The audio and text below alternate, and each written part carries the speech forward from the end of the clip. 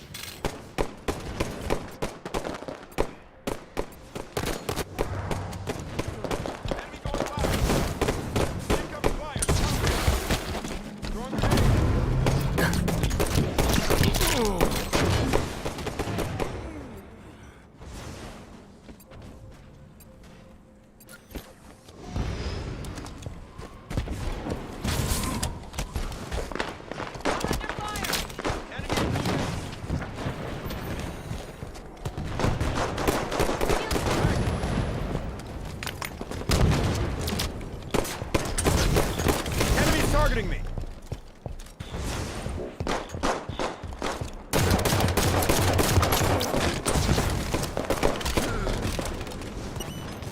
Rockets in 10.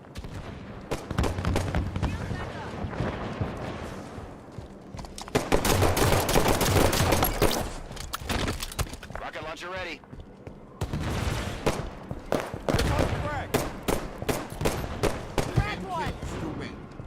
Reloading rocket.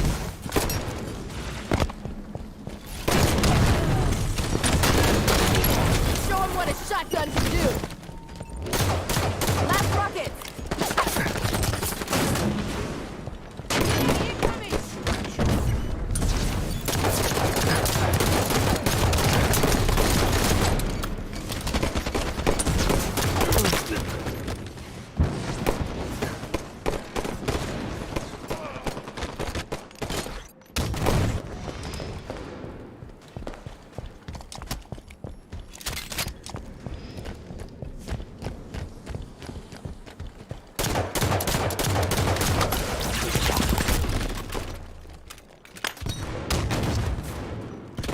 Top mid. 5 minutes remain.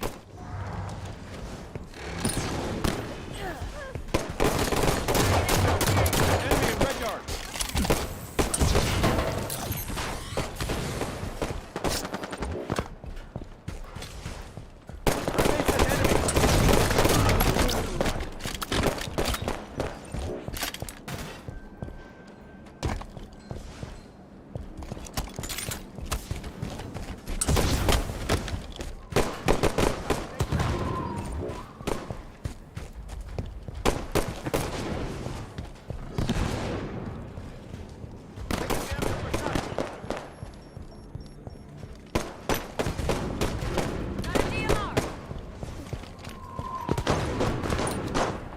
Rockets in 10. Shields are back. One is not in. Rocket launcher ready.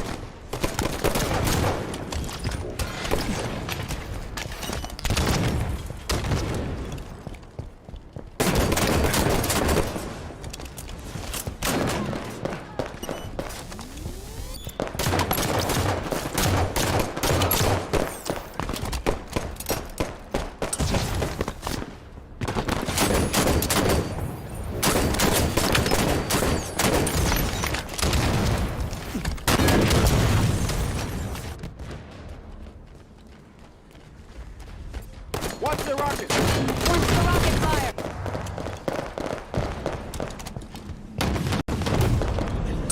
Down.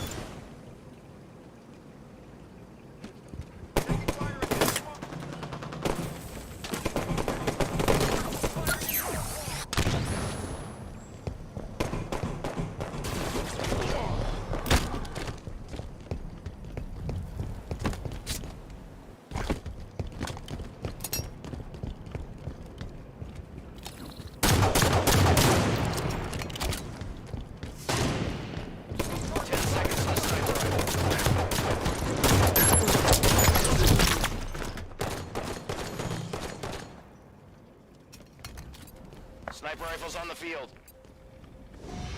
Sniper's gotta reload.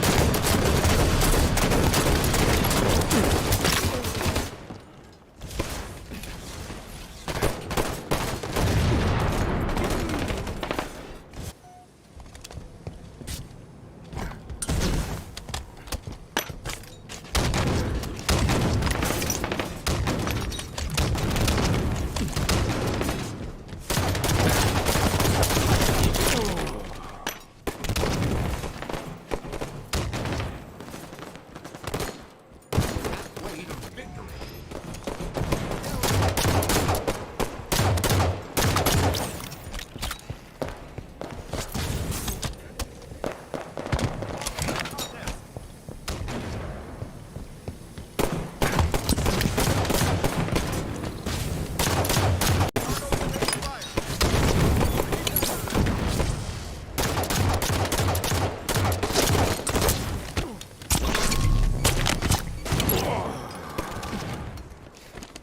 I'm hurt. Contact! Hostile fire! Took a friendly out. Enemy spotted!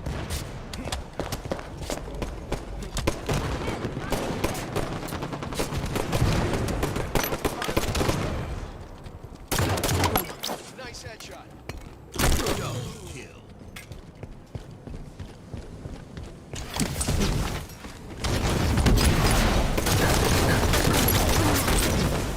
Throwing one out.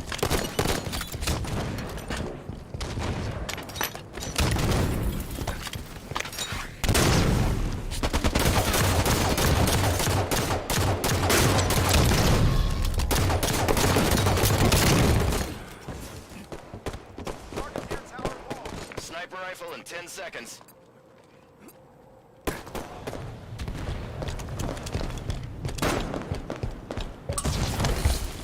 Sniper's up. See one on the bridge.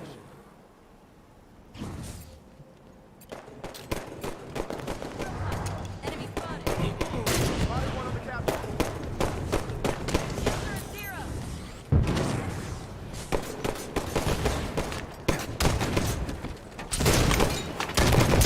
The lead.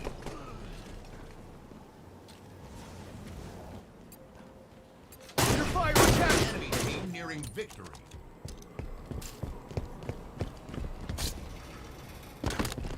Junction has hostile!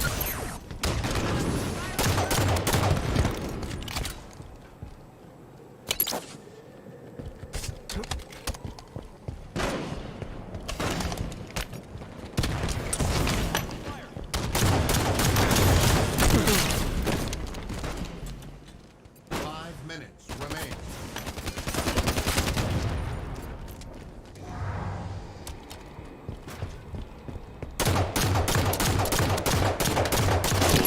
Sniper, stay local! Enemy scatter shot! Watch enemy fire! Sniper fire! Move it! Dropped one!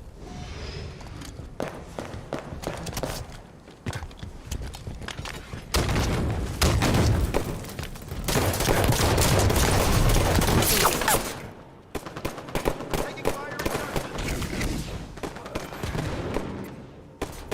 Hostiles firing on nowhere! Game over. Defeat.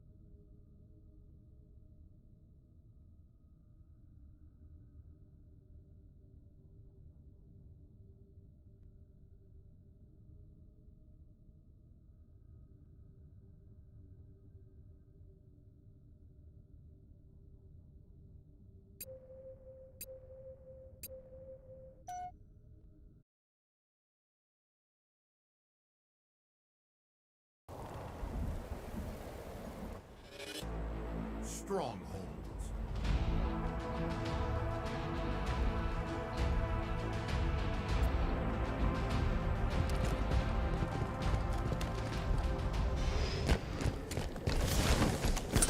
Throwing one out. Throwing heavy fire. Got one on the head. Shields up. Good to go.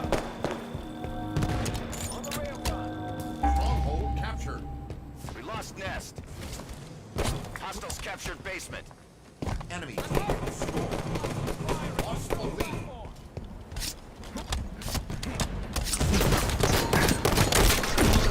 Reversal.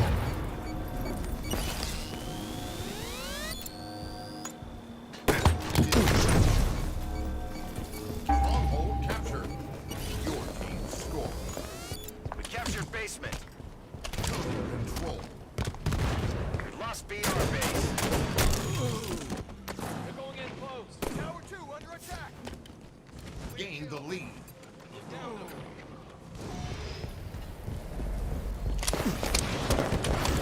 Hostiles captured nest. We got a man down. Lost the lead. Going for stronghold.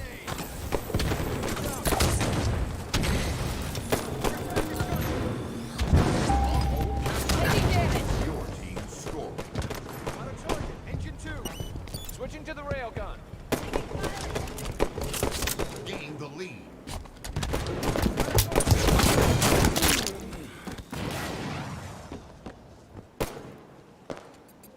Fire on catwalk. We lost basement. Enemy team scored. Tossing a nade. Got a TMR. 10 seconds to railgun. Got one at the Nest. pit. Enemy has total control. Stronghold captured. Lost the lead. Railgun on the field.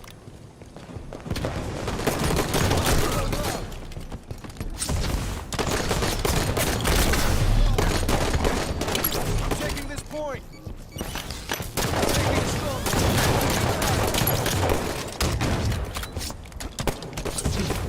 Under attack.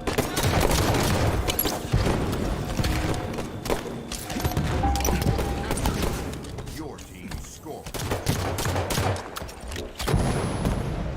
Target spotted at junction.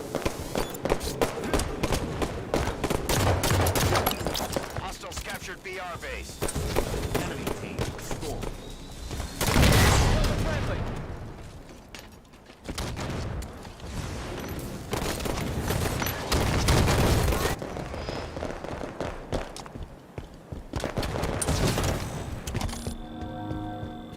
They're gonna cap that point.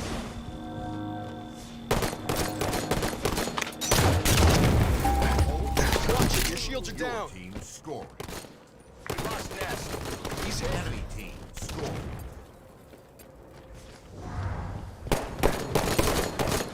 Incoming grenade. We captured BR base. Your team scored. Lost one to a scatter shot.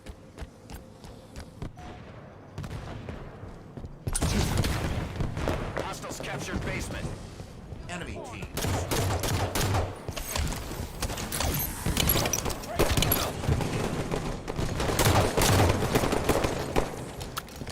Nest secured. Enemy fire. Under fire. Rail and 10.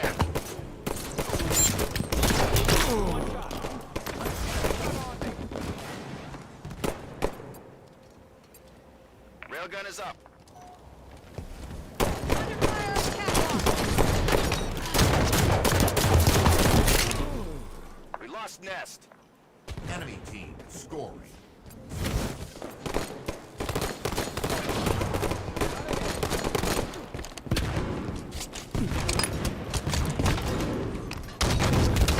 Throwing grenade. Enemy halfway to victory.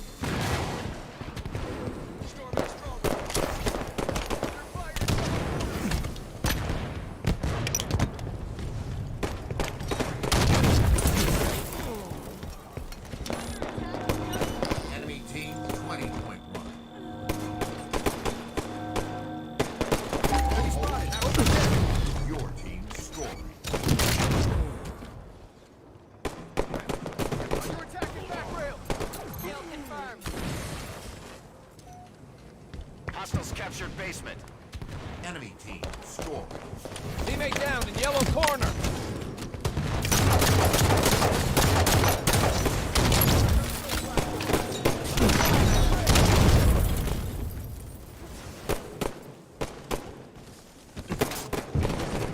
Get him off me! Rail and 10.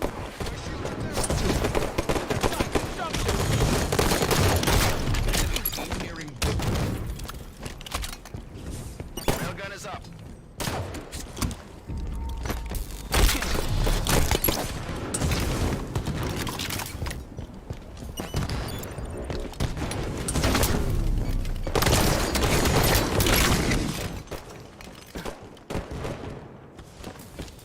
Friendly gas adjusted!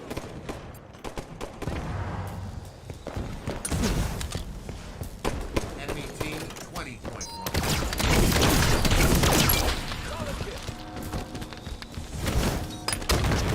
Enemy team about to win. Stronghold captured. Enemy close Your out. team score.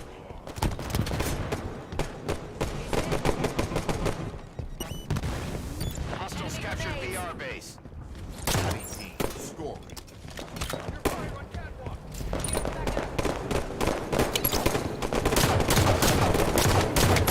5 minutes remain.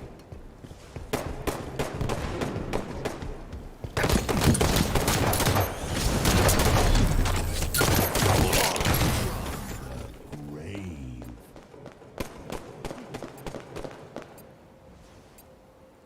BR base secured. Your team Grenade on the score. way! Basement! Throwing a grenade! Hostiles captured basement. Game over. Defeat.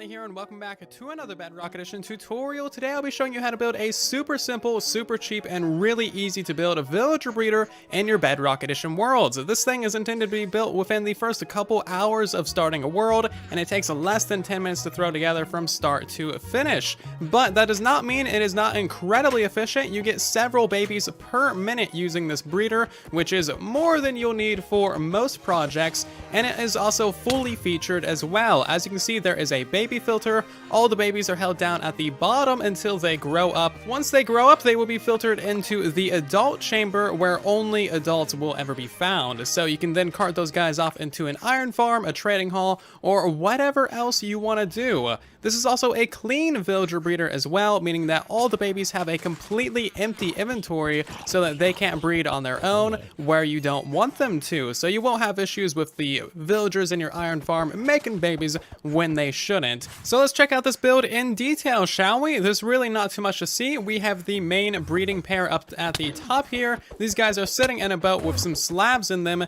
and that forces all the babies directly downwards. As you can see, whenever they pop out a baby, it falls straight downwards. It has enough momentum to fall all the way through this water and straight into the baby containment area. These guys will take about 20 minutes to grow up into an adult, then they will grow up into the water streams and be put into the adult holding cell. As you can see, we got many villagers in here. You can do whatever you want with these guys. You can cart them off to your iron farm. You can get them into a villager trading hall. You can use them for whatever you want. They are ready to go.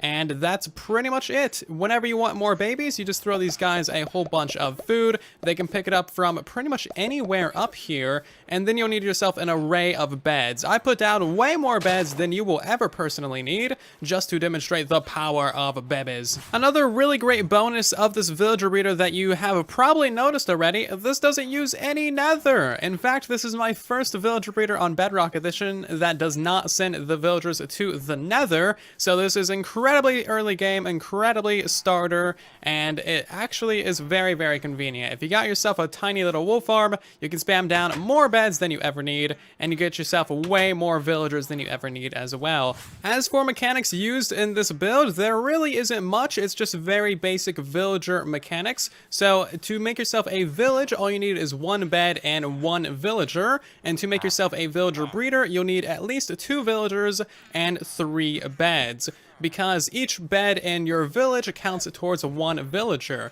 So if you want 5 villagers total, so 3 babies, 2 adults, you would need 5 beds. If you want to get yourself 10 babies plus the 2 adults, you're going to need yourself 12 beds. So it's very much simple. There really isn't much to it at all. You'll just want yourself a very small wool farm in order to get yourself a couple beds. And real quick, just in case you're wondering why we don't have the villagers 1 block below the water, that is because when another baby falls down, it can actually hit these villagers, bounce up and down, and then go into your adult chamber. If we spawn in a baby villager, you can see this in action. It just bounces off of the other villagers' heads, just boink right into the adult chamber. And of course, you don't want any babies in your adult chamber. That is not what you want. So we designed the villager breeder to work around this little issue simply by lowering these guys a block.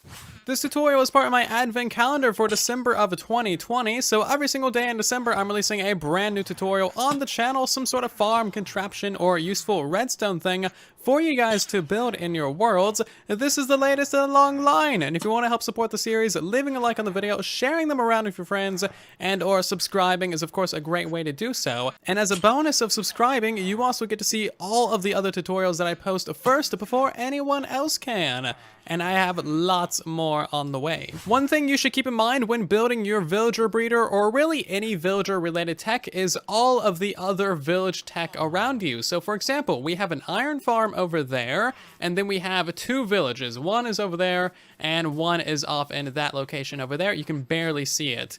Anyway, I would suggest building your villager breeder at least 80 blocks away from any other villager tech. That's beds, bells, workstations, any of that stuff. Build it far away from those things, because those things can severely mess with your villager tech. A villager breeder is a fairly simple and basic thing, but if you're building something like an iron farm, you really want to build that far away from any other villager tech. So, for example, if you're building this villager breeder to supply your iron farm with villagers, build your villager breeder far away from your iron farm. That way the two don't mess each other up, they don't combine, and you don't have any issues with either of them. That means you will need to transport your villagers quite a ways, but trust me, that is way easier than trying to fix both an iron farm and or a villager breeder. And let's hop into the tutorial, shall we? For your convenience, there's going to be a materials list down in the description of the video, so you know exactly what you need to build this villager breeder. You're going to need yourself a 4 wide by 7 deep build area, and this is going to be 7 blocks above the ground, but you'll need 8 total blocks above ground for space, because you'll want to stand on top of the build. Now, do keep in mind, you can actually build this entire thing underground, so that'll make it a lot easier to get the villagers in the top, and also require a lot less building blocks. So if you want to dig downwards by 7 blocks, and then start building this, that is perfectly valid as well. We're going to start in the middle of the build, 2 blocks in from the front, and place down a 2x2 of trapdoors. We now want to surround this entire thing with a wall of 4 blocks tall, going all the way around. I'm going to be using glass for for this, but you can use solid blocks if you want to. And then on the back, go ahead and build up the 4-block wall as well, but leave a little 2-block space for our water stream.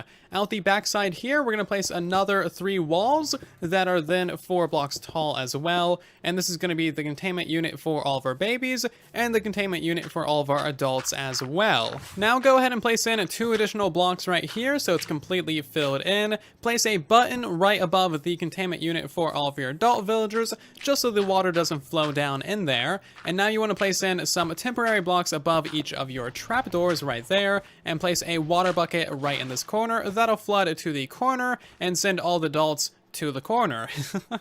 Now we need to remove all 4 of these solid blocks, place 1 water source right here in the corner, and then turn around and place another one right here in the corner as well. You want there to be water sources all at the head height right here, and placing 1 in each corner. Entire thing with a wall of 4 blocks tall going all the way around. I'm going to be using glass.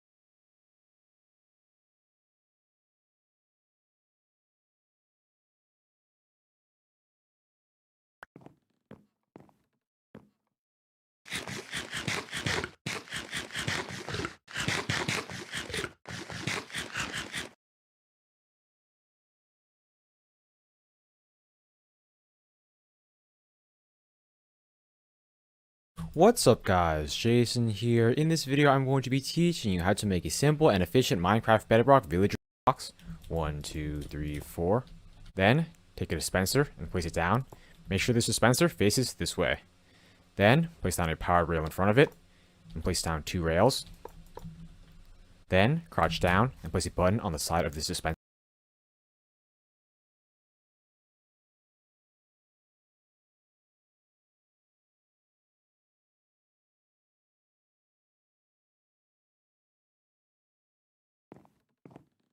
Hey, what is up guys? It is J-Bob here, and today I'm going to be showing you how to build the ultimate infinite villager breeder here on Minecraft Bedrock Edition. This design today I'm showing you is super insane. The rates are absolutely astronomical. I mean, I'm talking you're getting 120 baby villagers every hour.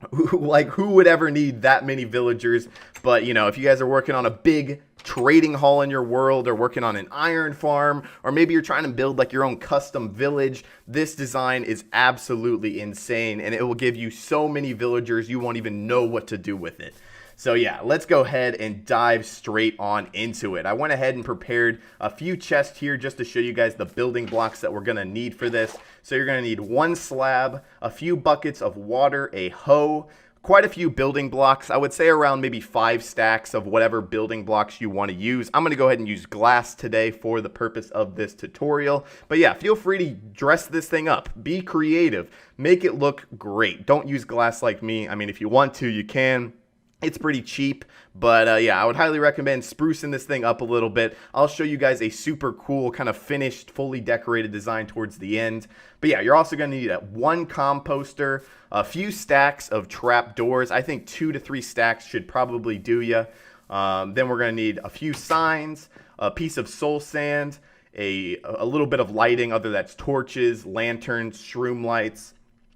Some beds. Now this farm is actually fully dependent on beds. This breeder is going to pump out as many villagers as you have beds. So the more beds you have, the more villagers you're going to get. With the design I'm going to show you today, with the amount of beds that you're going to place down, you're going to be getting around 120 villagers per hour, as I said. But yeah, you don't have to start off with as many beds as I do. You can literally start off with just literally 3 beds to get your first baby villager. But yeah, you can really expand this thing and get absolutely crazy rates out of this thing. And then lastly, we're just going to have a minecart and some rails and stuff like that to transport our villagers away from our farm to wherever you're wanting to go. But yeah, this villager breeder is absolutely insane, and it's even got a little system in place that will hold the baby villagers in place until they become adults, so you can actually sort them out and just have the adult villagers which are ready to go to use for whatever you want them for. So let's go ahead and grab a few things to get started with here. I'm going to grab the slab, the bucket of water, and our hoe to get started. What we're going to do is just go ahead and find ourselves a little area to build. Now, super important thing is you want to build this far away from any other villagers you have in your world. So if you have any villages nearby, any like trading halls or iron farms, make sure this is a good distance away from any of those. I find the plains biomes are really good because, you know, you got lots of grass here, and that's going to be great for the little farm that we're going to set up to make this an infinite villager breeder. So yeah, just make sure it's far away. Let's go ahead and get started by placing down 1 slab in the grounds like so. Kind of in the middle of where you would want your farm to be. And then you're going to go ahead and slap in some water, and then you're going to grab your hoe and then till the land 4 blocks out from the center on each side. And once you have that done, it should look something like this, a little plus or an X depending on which way you're looking at it. But then you're going to go ahead and just connect up the edges here and kind of make a little border around, and then fill in the centers as well. And once you're done, it should look something like this. A little 9x9 of tilled farmland with a little spot of water in the middle. But let's go ahead and grab some of our building blocks, some of our trapdoors, our composter, our little shroom light block. Now again, you don't have to use the shroom light. You can kind of use whatever you want, but we're going to go ahead and place down our composter on top of our water source there. You're going to go ahead and crouch and place down a shroom block, or, you know, you could put a block on here with just some torches around the outside would work as well. Just something to light up the area. But then we're going to go ahead and come to our corners and place down 2 blocks like so. But yeah, next thing we want to do is just grab some temporary blocks. It could literally just be dirt or something like that. And then you want to come around the outside and make a little border around the outside of your glass. And then you should have something that looks like this. Now, what you want to go ahead and do is come here to the inside of the farm and start placing down a bunch of trapdoors along the outside like so. And make sure they're in the open position. So make sure they're vertical. And just do that all the way around. And there you have it. So now that we have all of our trapdoors in place, you can go ahead and remove all of those temporary blocks. So now what we're going to go ahead and do is come here to the outside of our farmland and just dig out a 2-block perimeter all the way around the outside. And once you have done that, it should look something like this. You should have a nice little 2-block perimeter all the way around the outside. Now, this is actually a good time to go ahead and get in your villagers. So just go ahead and break 2 of your trap doors, and then you can go ahead and either minecart them over here from your village, or you can actually get them over in a boat. So you go ahead and just try and push them in, and once they're in there, you can go ahead and just boat them into the farm like so. And once they're in there, you can just go ahead and break the boat. But make sure first, before you do so, you go ahead and put these trap doors back so that way they cannot escape and head back to wherever they came from. So yeah, there we go. We got our villager in here, but we're actually going to need 2. So make sure you get 2 villagers in here. And bing, bada, boom, we've got our 2 villagers in here. So let's go ahead, break our little temporary blocks, fix this up, and then we're going to go ahead and place down 2 of our beds. Now, the beds are actually super important because each villager needs to have a bed, and especially if we want one of them to become a farmer, they're going to need to have bed access. As you can see, they both just claimed their beds by the particle effects. This guy has now became our farmer, and he's ready to start planting some crops. So let's go ahead and actually just start getting some crops in here. Let me quickly show you. I have in a chest over here prepared. These are all the items or crops that you can use to have this farm work. You can have carrots, potatoes, wheat, and beetroots. But I personally think carrots are the best for this because the villagers plant the same thing that they're picking up, so they're only going to have carrots in their inventory, whereas potatoes, you sometimes get the rotten potatoes, which can take up space, and the wheat, they can actually sometimes craft into bread. So yeah, carrots are probably the best thing to do. I mean, you could also use beetroots, but like nobody uses beetroots, so let's just get these out of here. And yeah, we're going to go ahead and use carrots, but yeah, you could use literally any of these 3, but to get the best rates, you're probably going to want to use carrots if you have them. So let's go ahead and plant all of these carrots down here in our tilled land. And there we go. So now the next thing we want to do is go ahead and build up some more of our little glass pillars. And as I said before, you can literally use any building block you want, but we're going to go ahead and place these down on each corner of our little perimeter we dug around the outside. And now the next thing, we're going to go ahead and take our little trap doors here and just go ahead and place these all the way around the inside perimeter as well as the outside perimeter. And once you have that, it should look something like this. So you have trapdoors all the way around the inside as well as the outside. But now that we have that, we're going to go ahead and build up a little perimeter wall around the outside, simply just 2 blocks away from where our trapdoors are. So like on the other side of these beds. And we just want to go up at least 2 blocks all the way around. And this is so if any zombies or mobs are nearby, they aren't going to be getting to our villagers and turning them into zombie villagers or killing them. And once you have that complete, our next step is actually digging out underneath our farm here, so that way we can add in some water streams to collect up all of our baby villagers. So the first thing, we want to dig down kind of like 2 blocks and just kind of start clearing out everything underneath the farmland.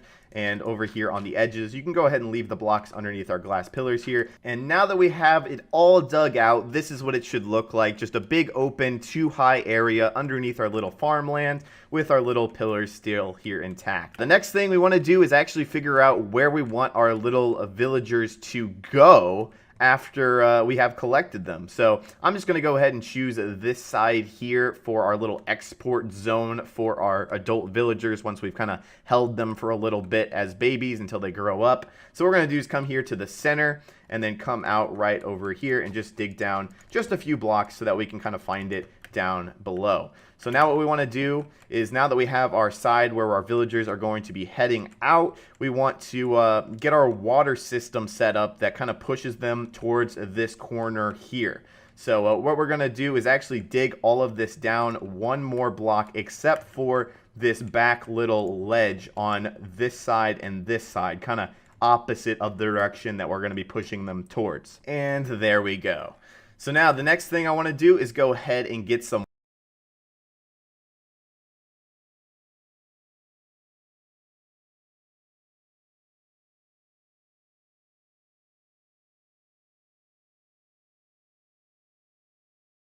yeah, end up dead. So that's 4 blocks deep in total. Cover him over. Like, you might actually want to bring along some extra blocks just to do something like that, so that way the farmers do not actually jump on top of the composter. And then we're actually going to of it. I mean, you can just use these guys to breed up that pair, and then the desired crop that you're going to need for the breeder. Okay, so the first thing we're going to do for this farm is we're going to find the center of it, and we're going to dig out 1 block, and we're going to put some water inside of it, and then we're going to till out 4 blocks each direction, making an entire little crop field here. Okay, now on the back side of the farm, what you're going to do is you're going to dig out 2 holes like so. There's 2 as well, which, I mean, you can just use these guys to breed up that pair, and then the desired crop that you're going to need for the breeder. Okay, so the first thing we're going to do for this farm is we're going to find the center of it, and we're going to dig out 1 block, and we're going to put some water inside of it, and then we're going to till out 4 blocks each direction, making an entire little crop field here. Okay, now on the back side of the farm, what you're going to do is you're going to dig out 2 holes like so, and you're just going to put the beds in the ground. Then you're going to take your crops and plant all of your crops all over this little crop field here that we made. And then on this end, what you're going to do is you're actually going to make a little double pillar here. Now on the back side of the center of it, we're going to dig out 1 block, and we're going to put some water inside of it. And then we're going to till out 4 blocks each direction, making an entire little crop field.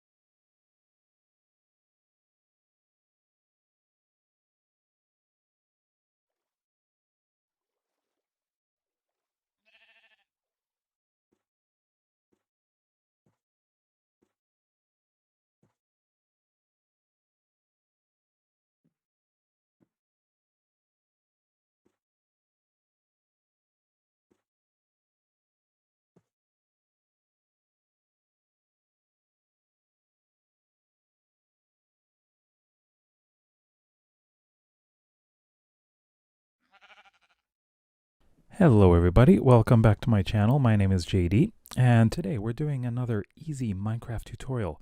But this is a special one because it's fairly simple to make. You just need that, and there we go.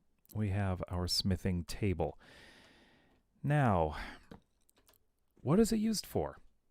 Well, we need this. You can see here, we put in a netherite ingot here. We're upgrading our tools, weapons, and armor with netherite. But first of all, we need to actually make it. So let's put in the coal here in our blast furnace. Now we've got ancient debris. So what happens if we do this? So we let the ancient debris smelt and we get netherite scraps. All right. Now we need this, netherite ingots. To get that, just use your netherite scraps, and I believe that's how to do it. Yep, there we go, netherite ingot. So we can get all of those. Now, we want to upgrade. So if we take, let's say, for example, I've got a couple things here. Let's put the sword in here and put a netherite ingot in here. And we get a netherite sword. Pretty nice. But what happens if it's enchanted? Well, let's try it out. So first, let's enchant this with Fortune 3. There we go. Enchant the chest plate with Blast Protection 4. And let's see what happens. Let's put the pickaxe in here. And we have an enchanted netherite pickaxe with Fortune 3. Our chest plate. Look at that. I really like how it looks. It's got this purple sheen to it now. So when you upgrade with netherite, what happens is you get something that is pretty much the same as what you had before. Oops, that's the wrong place. There we go. And what happens is the damage that it already sustained when it was diamond is still there. So it doesn't repair. However, it upgrades. It makes it stronger, makes it last longer. This is the ultimate in armor, weapons, and tools. So keep in mind that netherite, or I should say ancient debris, is kind of rare. It's really difficult to find a lot. So it may take a while for you to upgrade, but you're most likely not going to be making anything like a beacon with netherite blocks. Good luck. It'll take a very long time. But the smithing table now has a function other than, of course, giving a villager a job. Now, if you have a villager, the smithing table can give them a job and he just walks away. I don't know if he'll bond to it, but there we go. So he's a toolsmith. So, of course, that is the other thing that they can do. What? Okay, well, we had an extra one. Oh well. So, let me know what you think of the smithing table now. Do you like that it actually has a use other than giving a villager the job of a toolsmith?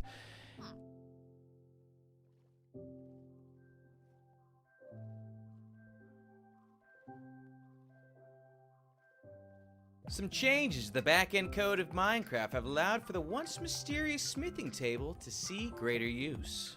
Right now, all the smithing table is used for is to turn your diamond gear into netherite gear. But what if there were more to it than that?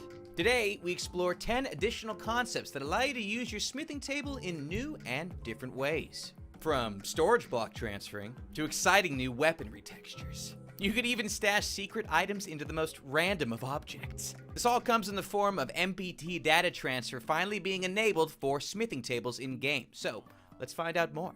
10 new ways to use the smithing table. We start with number 1, tool progression alternatives. Now, currently, you're all aware of how you get craftings with swords in-game. You know, as it currently stands, you use a crafting table.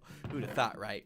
Oak planks, stick, as you might expect, drop them in the middle, there you go. But here's where things change. You might normally make a cobblestone sword by doing the following recipe as you see right there, but with custom smithing table recipes, we can change that. For example, let's upgrade our wood sword into a stone sword. Now, normally you use cobblestone to make stone tools, and so you'd think that this might work. However, with the smithing table change, we can change the recipes required as well as what you can get from them. So, in this case, stone swords, using the smithing table, now require actual stone. Simply place your sword in question right there, and the material you want to use, and you can literally upgrade your wooden sword over to a stone sword. Just like that. Yeah, baby, the beatdown begins. Nah, just kidding. It's still not a good sword. But hey, the progression continues, and you could even upgrade that stone sword into something a little bit stronger. Or weaker. Actually, yeah, I'm pretty sure gold swords are weaker. But anyways, you can still do it. So, take that stone sword, grab a gold ingot, and just like that, we've changed the way you can acquire weaponry. Now, this is going to be more exciting for map makers than anybody else, but the possibilities here are literally endless, right? We can continue to upgrade that into iron swords, and hey, we could even turn the iron sword into, well, you guessed it, a diamond sword. So it technically does make for a cheaper recipe because in this case it's only using one of the materials instead of two, but you could even go one step further and, as you might expect, turn your diamond sword, well, into the netherite that you're used to. So, map makers rejoice because you now have plenty of options to modify MBT. Now, this is just a basic example of what you could do to change a smithing table. Let's get a little bit more advanced. Chest transfer. That's number 2 today.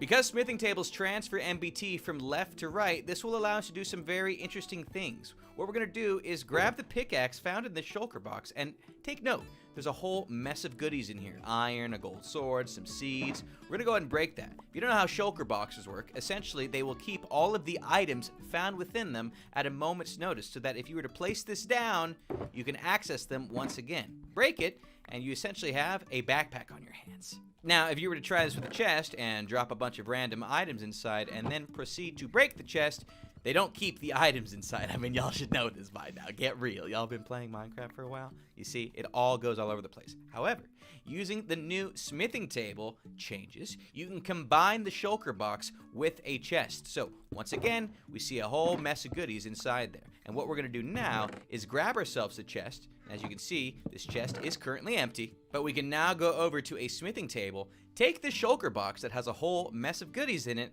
add a chest here, and look at this. We get a chest. However, what's inside it? Everything you saw.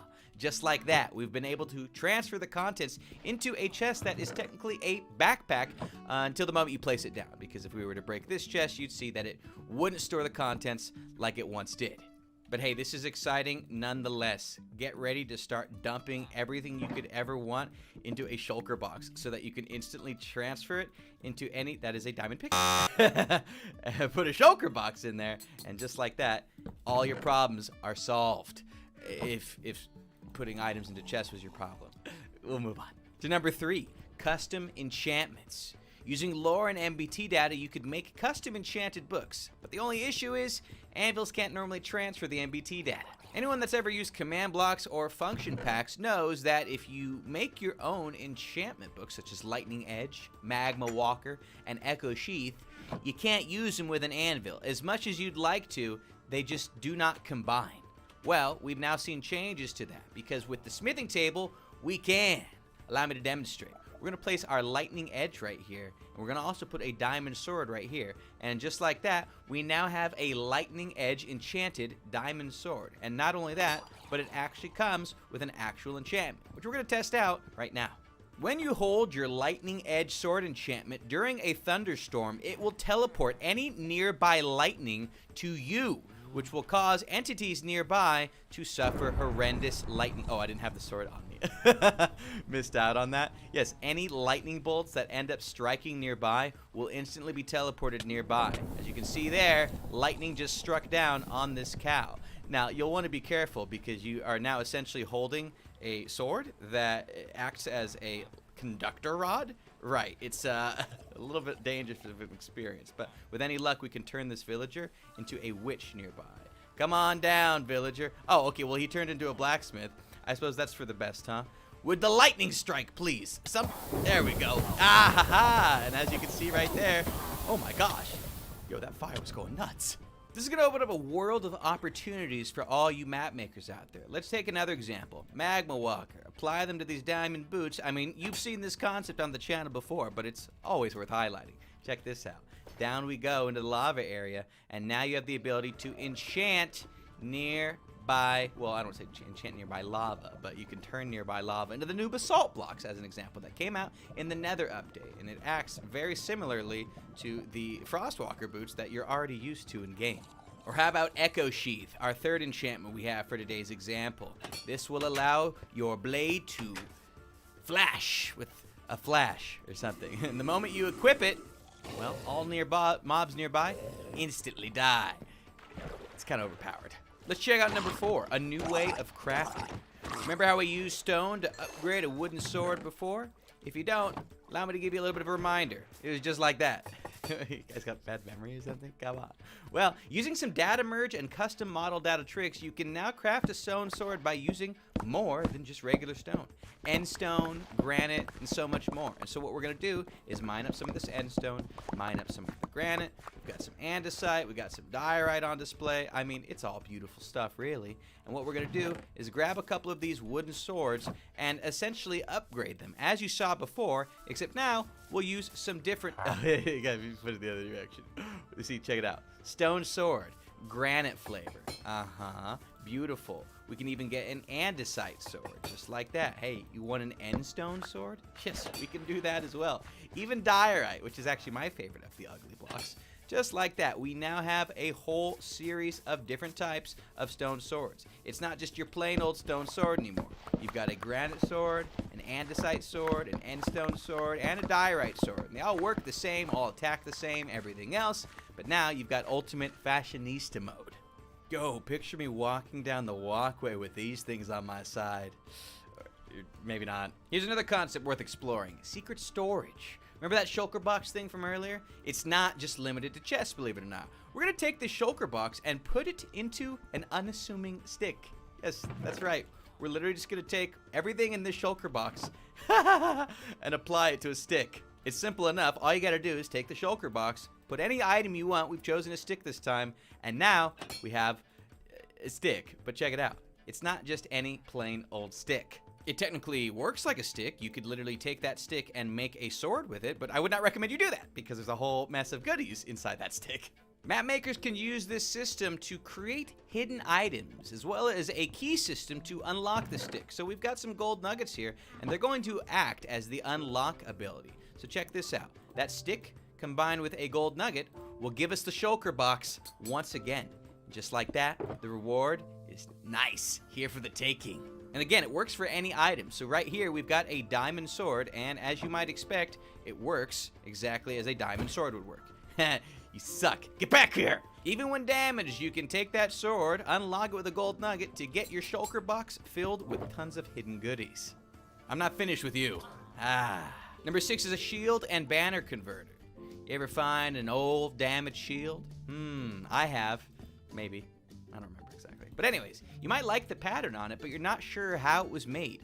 Well, using the smithing table, you can turn useless shields back into banners. For example, we've got a whole mess of them right here. Look at these. These are so, I mean, look, just fancy.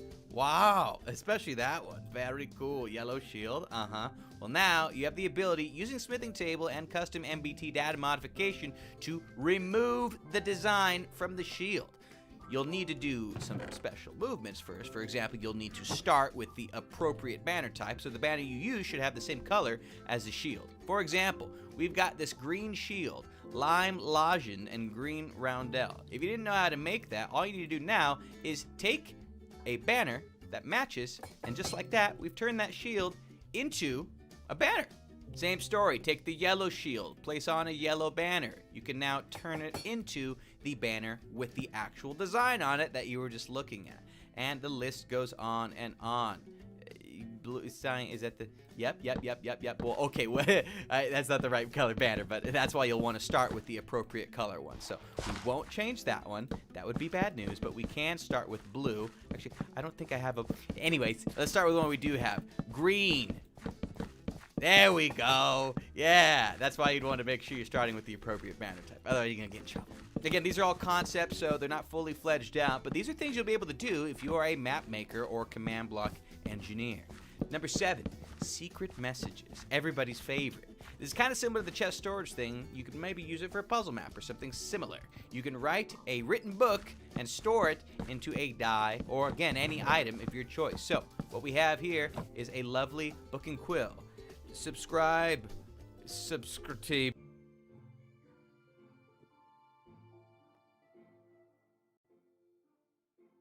Field here. Okay, now on the back side of the farm, what you're going to do is you're going to dig out 2 holes like so, and you're just going to put the beds in the ground. Then you're going to take your crops and plant all of your crops all over this little crop field here that we made. And then on this end, what you're going to do is you're actually going to make a little double pillar here on each side. Once you have those 2 things done, you're going to take your composter, place it in the center above the water like so that way nobody gets on top. You might actually want to bring along some extra blocks just to do something like that, so that way the farmers do not actually jump on top of the composter.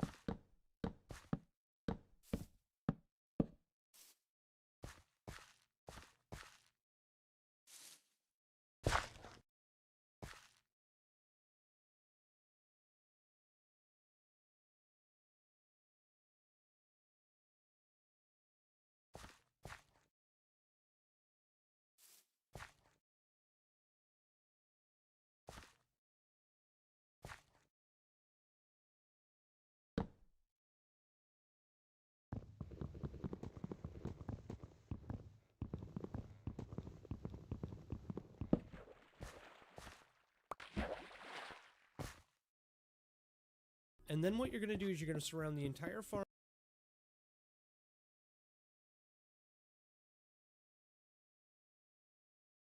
center of it. We're going to dig out 1 block and we're going to put some water inside of it. And then we're going to till out 4 blocks each direction, making an entire little crop field here. Okay, now on the back side of the farm, what you're going to do is you're going to dig out 2 holes like so. And you're just going to put the beds in the ground. Then you're going to take your crops and plant all of your crops all over this little crop field here that we made. And then on this end, what you're going to do is you're actually going to make a little double pillar here on each side. Once you have those 2 things done, you're going to take your composter, place it in the center above the water like so that way nobody gets on top. You might actually want to bring along some extra blocks just to do something like that, so that way the farmers do not actually jump on top of the composter. And then what you're going to do is you're going to surround the entire farm with your walls that we did bring along with us. And you want to make sure that it is too high on the backside here, right where these guys are going to be sleeping. And then now we need to get these villagers in place, kind of sitting in here. So what we're going to do is we're going to use a boat. Okay, and with both guys in, you can see one guy has actually already taken up the trade, which is perfect. And now to basically keep them in place, all we're going to do is take our first trapdoor. We're going to put it here, so that way they can't walk under it, but we still can. Now what we're going to do is starting right here underneath this trapdoor, we're actually going to dig a 2 deep trench. Or sorry, a 3 deep trench that is 2 wide. We're going to put a trapdoor on either side of these, and we're going to close those both down. And now what we're going to do is we're going to take another bed, and we're just going to place it right here. And on the fly, I decided to put, you know, the walls there behind those guys in order to protect them so they don't spawn an iron golem. But I was actually going to use those walls to protect this bed here.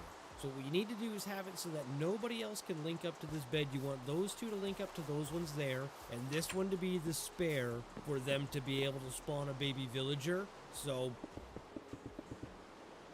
you can see you only need 9 extra walls. So I'll make sure I put that in the materials list at the beginning too as well, okay? But now, essentially, you are done. I mean, you might want to decorate this thing and put some lights on it, so that way the crops grow faster at nighttime. But now you'll see at night, these guys should link up to those beds, go to sleep, and this bed can be used as the spare in order for them to breed and produce villagers for you. So you are going to want to throw these guys as many crops as you can, and that way you can see, yeah, they're already going to start to trade, so yeah, they can do their thing in the morning. I'll show you guys a little time lapse of how this thing works. And there you go. Essentially how this works is you're going to get a new villager basically every single morning, no matter what. Now, if you want to get more villagers through the day, all you have to do is basically put more beds on the opposite side, and these guys will constantly breed.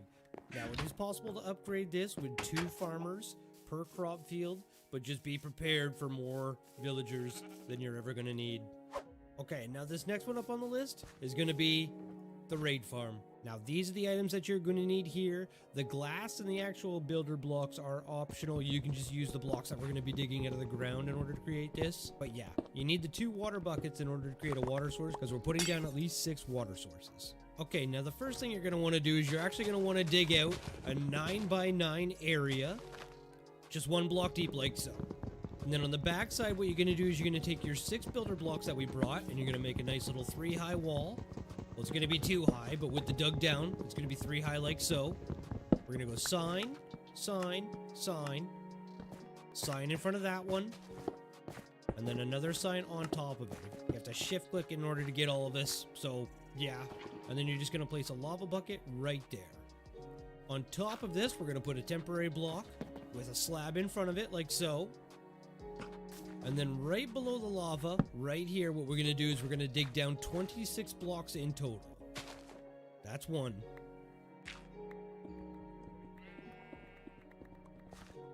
Okay, so 26 blocks from the very top, the first one that we dug down, to right here, this one, that's 26 blocks. Now what we're going to do is we're just going to clear forward a little bit like so, just to make ourselves a little bit of room. And this block that we're standing on, we're actually going to swap it out for a slab, just like that. Now we're going to dig this room down, and we're going to make it underneath the slab, just 1 block, with our chest, and then our hopper is going to go into that. So you can just remove this slab, hopper. In order for this bed, you want those 2 to link up, a 3 deep trench space. All we're going to do is 2 high on the back side here. Those 2 things done, you're going to take your composter, Place it in the center above the water like so that way nobody gets on top.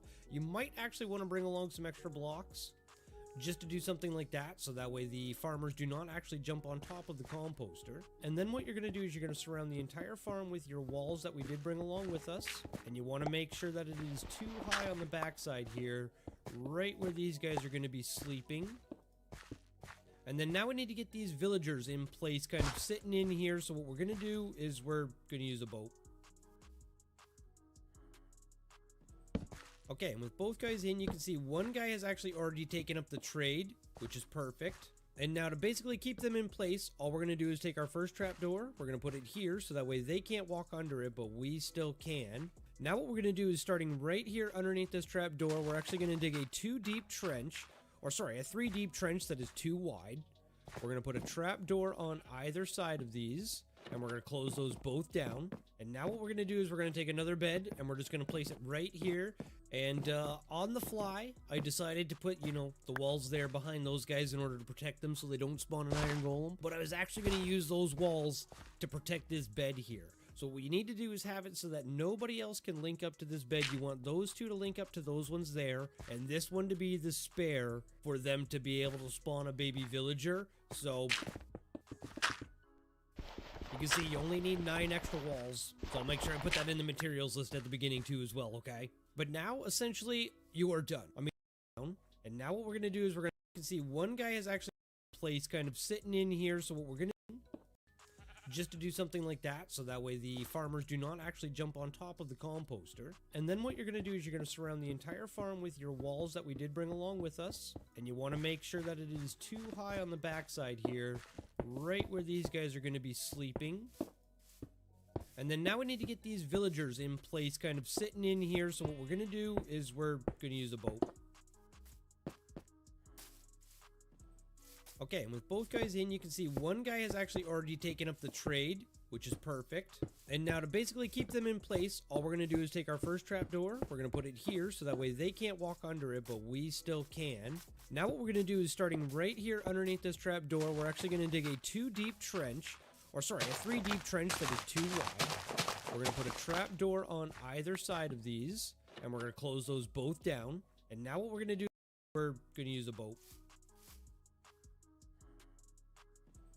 Okay, and with both guys in, you can see one guy has actually already taken up the trade, which is perfect.